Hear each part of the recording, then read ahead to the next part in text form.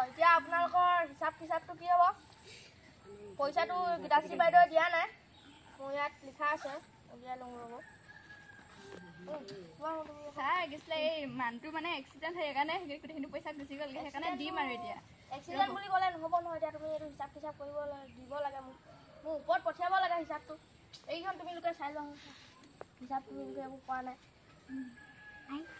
ভালকৈ চাবা দেই ইটো মাহৰ পৰা কমপ্লিট দিবা যোৱা মাহটো তুমি দিয়া নাই হয় ছাৰ মই ইটো মাহত পইচা দিলোঁ গোটেইখিনি কমপ্লিট হৈছে তোমাৰ দিবা দিম ৰ'ব এতিয়া বুলি নহয় তুমি দিবা লাগিব এইটো যোৱা মাহটো তুমি দিয়া নাই দিয়া দিয়া বাকী অঞ্চলখিনি দিব আপোনালোকে